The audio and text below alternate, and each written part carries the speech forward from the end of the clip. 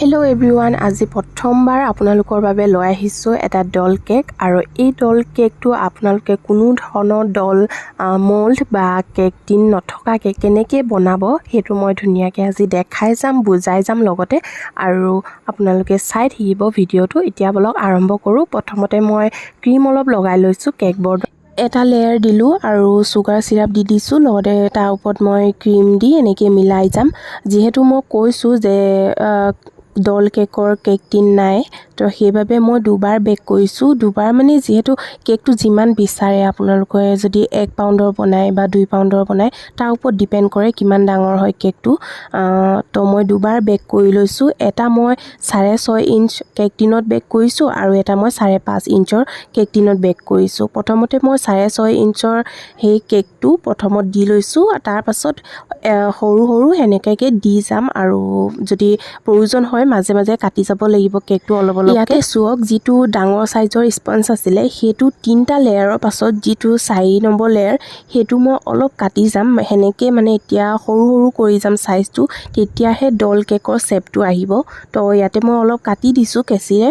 ইয়াতে মই আপোনালোকক ক'ব বিচাৰোঁ যে মই দুবাৰ বেক কৰিছোঁ বুলি আপোনালোকেও দুবাৰ বেক কৰিব লাগিব হেনেকে কোনো কথা নাই। আপোনালোকে যদি বিচাৰে এবাৰতে 2 পাউণ্ড 3 পাউণ্ড এবাৰতে বেক কৰি ল'ব পাৰে। সেইটো আপোনালোকৰ অকল কেকৰ যিটো কেক টিন সেইটো সাইজৰ ওপৰত ডিপেণ্ড কৰে। যদি বেছিকৈ বেক কৰিব বিচাৰে তেনেহ'লে কেক টিনটো সাইজটো ডাঙৰ হ'ব লাগিব। আৰু ইয়াতে মই সৰু সাইজৰ যিটো বেছ আছিলে সেইটো বহাই দিছোঁ। এনেকৈ লেয়াৰবোৰ বহাই যাম আৰু মাজত এতিয়া চাব মই ইয়াত সাইডটো অলপ কাটি দিছোঁ। মোৰ গোটেই কেকটো যেতিয়া এই গোটেই কেকটো বনালোঁ তাতে মই অকল 2টা লেয়াৰহে কাটিব লগা হৈছে সাইডবোৰ, বাকিখিনি মোৰ কাটিব লগা হোৱা নাই।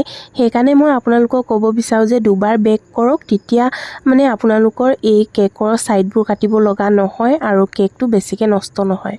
যেতিয়া কেকৰ হাইটটো অলপ বেছি হয় তেতিয়া দুডাল মানে ষ্ট্ৰ লগাই ল'ব লাগে আৰু মোৰ কেকটো যেহেতু অলপ হাইটটো বেছি হৈ গৈছে সেইবাবে মই দুডাল ষ্ট্ৰ এনেকৈ লগাই লৈছোঁ। আজি এটা জমনি হৈ গ'ল। যেতিয়া মই কেকটো বেক কৰিছিলোঁ মেজাৰমেণ্টত মই অলপ বেছিকৈ লৈছিলোঁ ঘৰত অলপ খাবলৈ উলিয়াম বুলি, কিন্তু যেতিয়া মই আইচিং কৰিলোঁ তেতিয়া একেবাৰে পাহৰি থাকিলোঁ যে খাবলৈ অলপ উলিয়াব লাগিছিলে বুলি। সেইবাবে কেকটো একদম আজি ৱেইটটো বহুত বেছি হৈ গ'ল, 2টামান লেয়াৰহে বাচি থাকিলে। কেকটো নিবলৈ ভাইটি এজন আহিছিল, তেওঁৰ আগতে ৱেইট কৰি চালোঁ তেতিয়া 3 পাউণ্ডতকৈও বেছি ওলালে। তো একো নাই বাৰু, এনেকৈ অলপ বেছি যায়েই, কিন্তু আজি অলপ বেছিকৈ গ'লগৈ। তো এতিয়া মই ৰেড কালাৰ লৈছোঁ আৰু মিক্স কৰি লৈছোঁ। ৰেড কালাৰ হ'লেও পূৰা ৰেড নহয় যিহেতু, সেইবাবে মই জেল কালাৰটো পাইপিং বেগত 2-3 ড্ৰপছমান এনেকৈ যেনেকৈ মই ভিডিঅ'ত দেখাই আছোঁ তেনেকৈ মিক্স কৰি লৈছোঁ। পাইপিং বেগত এনেকৈ লগাই দিছোঁ আৰু মই নজেল ইউজ কৰিছোঁ, ৰ'জ নজেল।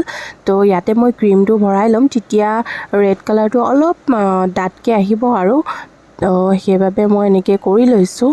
তো এতিয়া মই ডলটো ইনচাৰ্ট কৰি ল'ম আৰু ইয়াতে মই কিবা এটা টুথপিক বা যিকোনো কিবা এটা এনেকৈ অলপ ড্ৰ কৰি ল'লে হয় যাতে শ্বেপটো আহি যায় আৰু আপোনালোকে গম পায় যে কিমানলৈকে মই ডিজাইনটো দিম বা যি ধৰণে আৰু যেনেকৈ দিব বিচাৰে তেনেকৈ অলপ কৰি ল'লে ভাল হয়। তো মোৰ প্ৰথমবাৰ এনেকৈ ডিজাইনটো দিছোঁ সেইবাবে ময়ো অলপ ড্ৰ কৰি লৈছোঁ যাতে ভুল নহয়।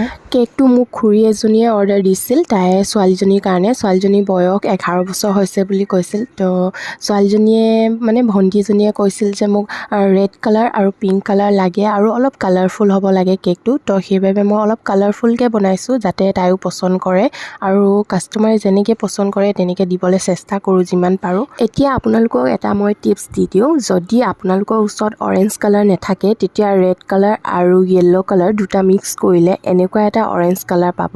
তো আপোনালোকে গোটেই কালাৰটো থ'ব লাগে বুলি এনেকৈ একো কথা নাই। এনেকুৱা কিছুমান কালাৰ 2টা মিক্স কৰিলে বেলেগ বেলেগ ধৰণৰ কালাৰ পোৱা যায়। এতিয়া মই পিংক কালাৰ লৈ লৈছোঁ, একেখন নজলে ইউজ কৰিছোঁ। তো পিংক কালাৰে মই অলপ বেছিকৈ ডেক'ৰেট কৰিম কাৰণ পিংক কালাৰটো লাগে বুলি কৈছিলে ভণ্টিজনীয়ে বেছিকৈ।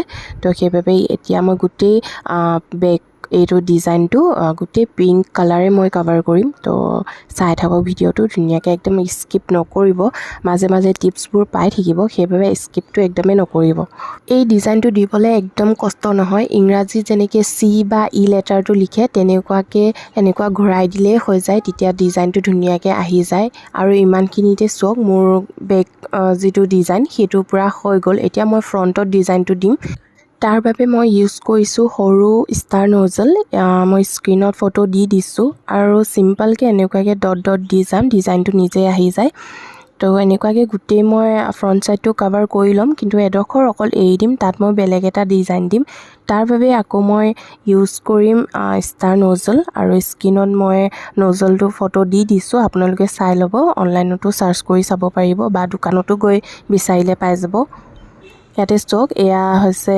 ষ্টাৰ নজল এইটো ডাঙৰ সাইজৰ হয় তো এনেকুৱাকৈ জাষ্ট ৰাউণ্ড ৰাউণ্ড যেনেকৈ ই লিখে এনেকুৱাকৈ বনাই দিলে হয় ধুনীয়াকৈ এটা ৰজেট ডিজাইন আহি যায় এয়া চাওক কি ধুনীয়াকৈ গোলাপ ফুলৰ নিচিনা হৈ গৈছে এতিয়া মই আকৌ সৰু সেই ষ্টাৰ নজলটো ইউজ কৰিম গ্ৰীণ কালাৰৰ ক্ৰীম লৈ লৈছোঁ আৰু মই সৰু সৰু এনেকুৱাকৈ ডট ডট এনেকৈ দি যাম আৰু মাজে মাজে সৰু সৰু ফুল দি যাম যাতে অলপ ধুনীয়া দেখে এনেকুৱাকৈ থ'ম বুলি ভাবিছিলোঁ তাৰপিছত আকৌ দেখিছোঁ অলপ কালাৰ দিম নেকি বেলেগ কালাৰ ইউজ কৰিম নেকি তেতিয়া ধুনীয়া লাগিব বুলি সেইকাৰণে মই গ্ৰীণ কালাৰটো ইউজ কৰি লৈছোঁ এতিয়া আপোনালোকে জনাবচোন গ্ৰীণ কালাৰটো ইউজ কৰিব লাগিছিল নে নেলাগিছিল কোনটোত বেছি ভাল লাগিছে আপোনালোকে প্লিজ কমেণ্ট কৰি জনাব তেতিয়া মই গম পাম যে কোনটো কেনেকুৱা ডিজাইনত থ'লে ভাল হয় তো এতিয়া মোৰ চাওক এতিয়া অলপ ৰ'জ ডিজাইনত সৰু সৰুকৈ দি দিছোঁ অলমষ্ট মোৰ ডেকৰেশ্যন কৰা হ'বলৈ হৈ গ'ল আৰু অলপহে বাকী আছে আৰু মই ডলৰ যিটো টপ বনাইছোঁ সেইটো গ্ৰীণ কালাৰৰ ক্ৰীম লৈ চিম্পল ডট ডট দিয়ে বনাই দিছোঁ আৰু আপোনালোকে যদি পাৰে তেনেহ'লে ইনচাৰ্ট কৰা পাছতো টপটো ডিজাইন দিব পাৰে মই কিন্তু ডলটো উলিয়াই লৈছোঁ তাৰপিছত ডিজাইন দি আকৌ ইনচাৰ্ট কৰি দিছোঁ মই তাতেই থৈ মেলি ইনচাৰ্ট কৰি মেলি আকৌ ডিজাইন দিব অলপ মোৰ প্ৰব্লেম হয় সেইবাবে উলিয়াই লৈছোঁ আৰু ইয়াতে চাওক চিলভাৰ ফইল এনেকৈ থাকে পোৱা যায় ডিজাইন ডেকৰেশ্যনৰ বাবে তো সেইটো মই অলপ ডিজাইন দি দিছোঁ আৰু চুগাৰ বলছ কেইটামান লৈ ওপৰত ছটিয়াই দিছোঁ আৰু শেষত মই অলপ চাইন স্প্ৰে মাৰি দিছোঁ যাতে ধুনীয়া এটা চাইন আহে আৰু কেকটো আৰু অলপ বেছি ধুনীয়া দেখে আজি কেকটো কেনেকৈ পালে সকলোৱে জনাব আৰু যদি কিবা ভুল হৈছে তেতিয়াহ'লেও কমেণ্ট কৰি জনাই দিব মোৰ ভাল লাগিব তেতিয়া তো আকৌ লগ পাম অন্য এটা ভিডিঅ'ত আজিৰ বাবে ইমানেই আছিলে